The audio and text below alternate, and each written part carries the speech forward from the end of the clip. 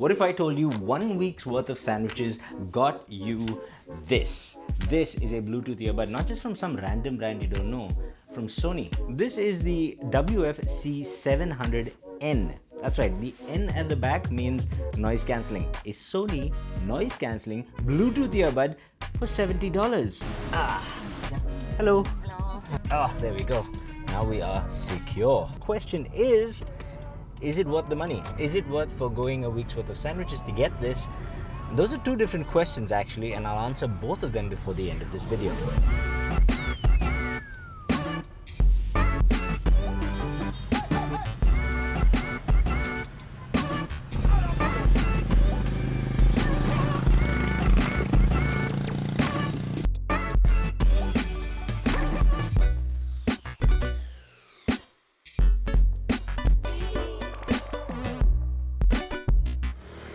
Can I get just the chicken banh mi? 40,000? 40,000. I just ordered a sandwich in Vietnam. It's called a banh mi here. Highly recommended. Phenomenal thing that they make here. $1.50. So not the $5 average sandwich price in America, $1.50. And they turn a profit in that price, which is probably why the Sony WF-C700N was made here in Vietnam, to keep prices down. That also tells me that no matter how cheap the discounted price might be, for someone somewhere in the world, it's a lot of money. So, what do you get for that money? Well, first of all, you get something that's incredibly comfortable. Same form factor as the WF-C500 from a couple of years ago. You get a physical button on each ear, which is nice because it's not too hard to press, so you don't feel like you're impaling your ear holes every single time you're changing a track. It's also tied to the Sony control scheme, which has been a problem for a couple of years and continues to be one. You can only assign one set of controls to one ear. Here's the problem. If you only use one ear and you've got the other ear on your table, just so you want to maintain your awareness of the surroundings, you only get one set of controls.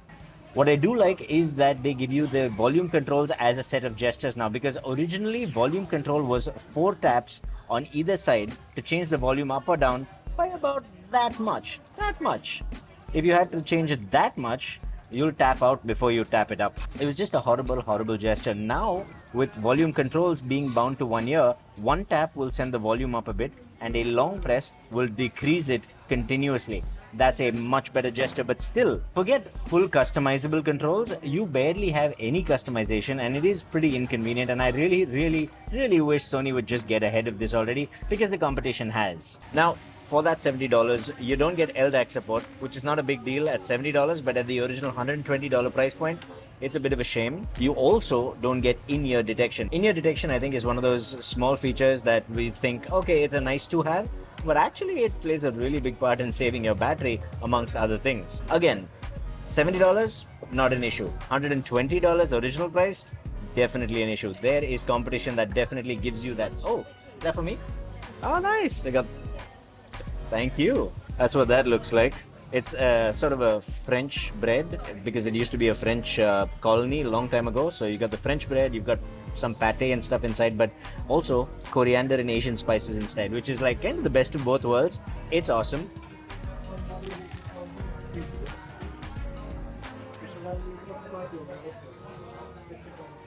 Highly recommend it.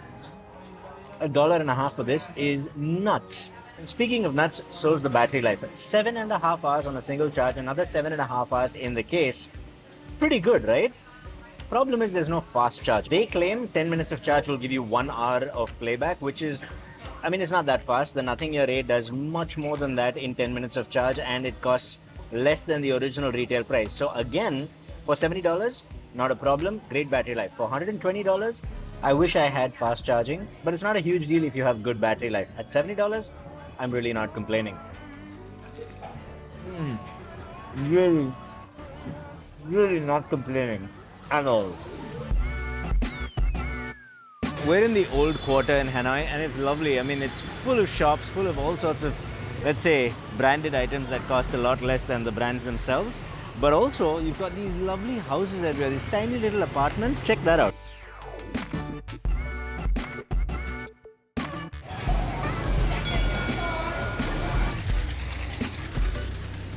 Underwear clean soap. dish towel clean soap. Do they have different soaps for different things? How does that work?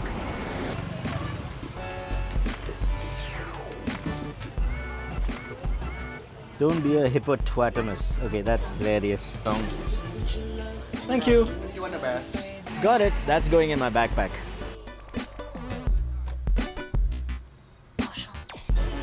It really is all about the sound. So let's talk about it while I look for a coffee. If you haven't had Vietnamese coffee yet, also you're missing out on something special. Okay, first let's talk about sound quality, then we'll talk about noise cancelling and transparency mode.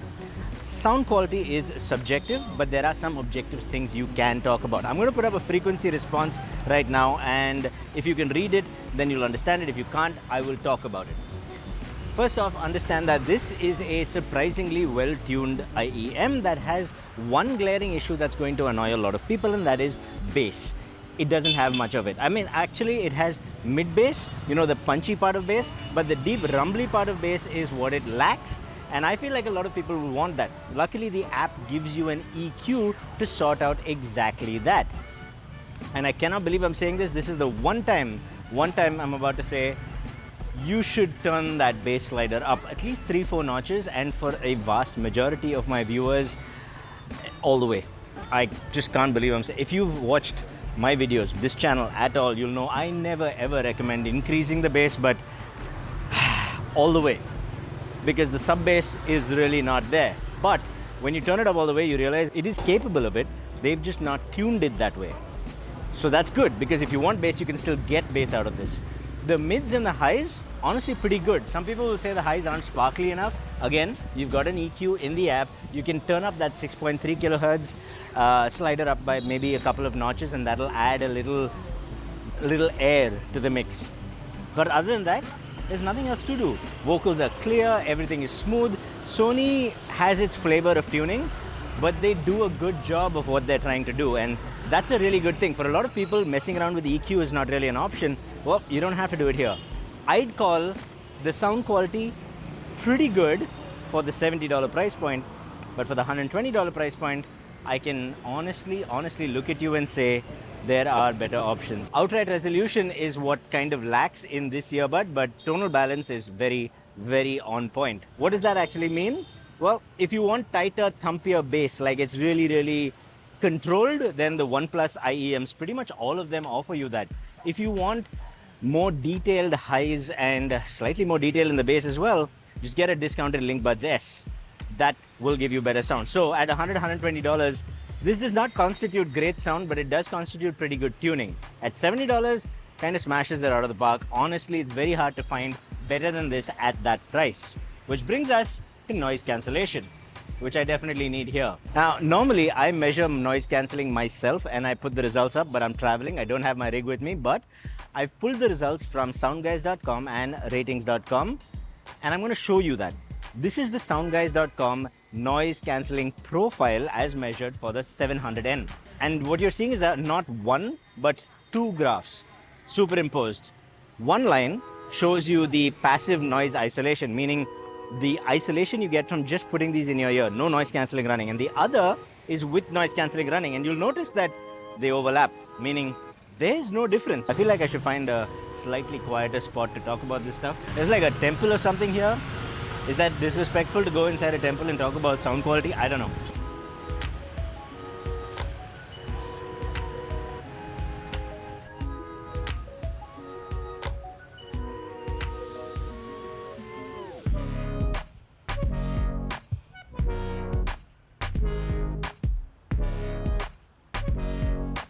Okay, much quieter here, which suits us. Now, the noise cancelling profile as claimed by Sound Guys is non-existent, meaning it's not doing anything.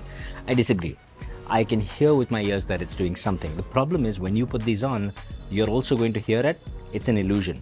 So what's happening is when you put these in your ear, you're switching from transparency or ambient sound mode to noise cancelling mode, and therefore it sounds like it's doing something. But if you go into the app and switch it to cycle between noise cancelling, ambient sound mode, and just off, switching between off and noise cancelling shows you that it doesn't do much in the mids and the highs. So vocals, traffic noises, nothing happens. But in the low frequencies, like if you got a bus next to you, an engine of some sort, the general low end rumble of the world, there is some noise cancelling happening there. And that is something I can hear with my ears. That's something you should be able to hear too. And that is something that is reflected in the ratings website. You can see again two curves, one just passive isolation and one active noise cancellation, and you can see that they're roughly the same except for that part of the bass where it is reduced a bit. This I think is more close to reality. This is what I have heard, and therefore I can confidently say there is some noise cancelling. Not much though. Honestly, it does make a difference. I like that it's there, but it doesn't make enough of a difference for me to talk about it any longer. It's an also there if you want it. Now, what about ambient soundboard? I'm glad it's not called transparency, because it's definitely not that one-to-one transparency that you get from Apple and Samsung these days. What you get here is an ambient sound mode that brings in the outside sound and amplifies some parts of it. You get a slider from 0 to 20. Your sweet spot is between 10 and 15, about 13, 12. That is the closest to just natural ambient sound. It's still not that natural, but it does its job. You can also, and I like this, turn that slider to 0 and choose to bring in voices alone. That's actually a pretty nice feature, because I don't want to hear the rumble and everything, but when someone's talking to you, I want it coming. The funny part though is that you don't actually need that feature, because on full noise cancelling, you can still hear someone talking to you. You know, it is what it is. So overall, I'd say sound quality in terms of tuning, pretty good. In terms of outright resolution, yeah, definitely could be better. Noise cancelling, it's there, but it's just sort of thrown in as if they're doing you a favor, which is very unfortunate, because I know they're capable of great noise cancelling, and they've basically done this just to encourage you to go to a higher price point. I get it as a business, but as a consumer, I don't have to like it.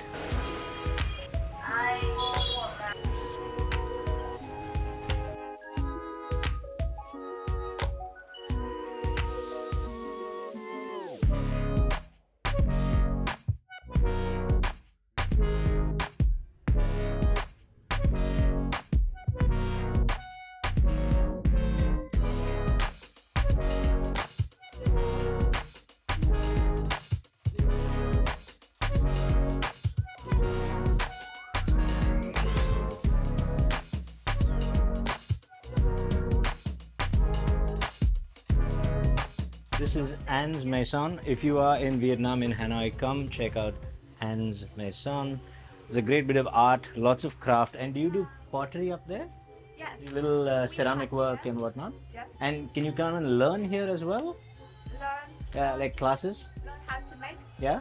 Yes. You can? Yes. All right. Also have the class on the second floor. Very nice. Oh, thank you very much. Have a nice one. Bye. That was a cool little place. Completely stumbled into it. No idea it was here. Not a paid review. You might want to support the channel, because there's no paid reviews here. It's just not a thing we do. That was a delightful little place. Now, coffee. We'll stay on point this time. Okay, all right. I should get off the road. There is no road to get off of, because the sidewalk is full of things. So we walk with the traffic here. It's just how it is. Hello, cat. Sleepy cat.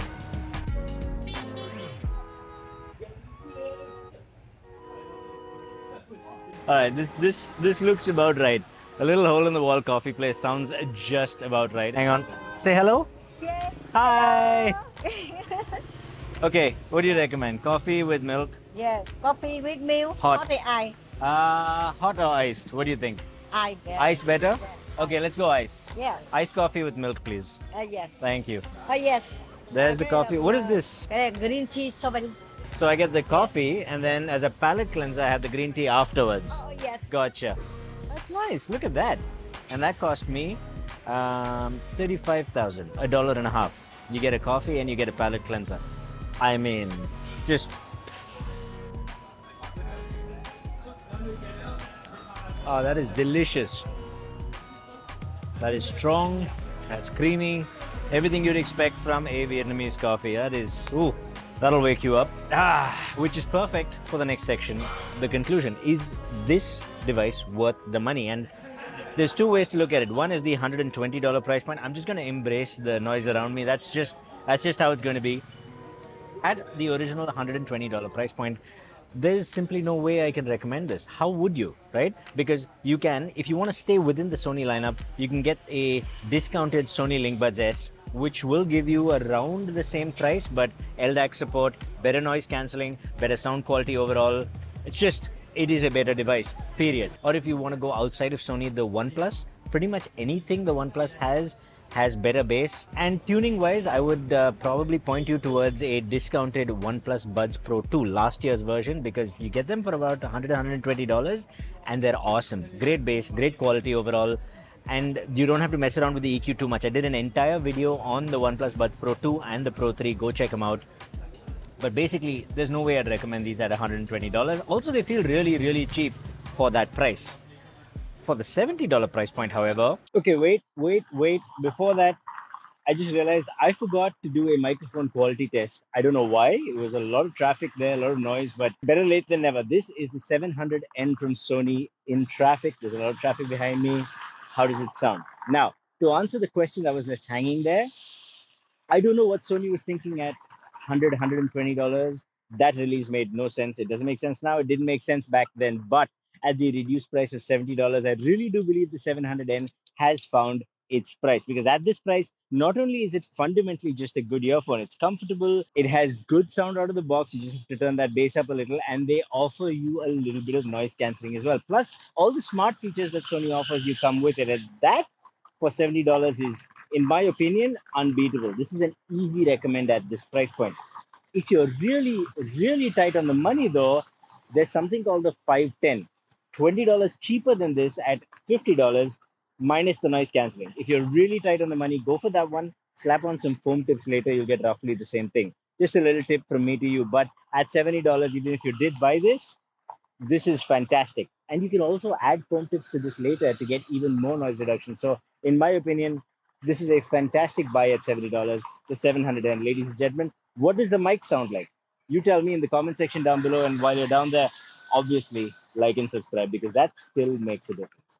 Thank you. See you next time. Stay happy, stay peaceful, stay colorful. Namaste.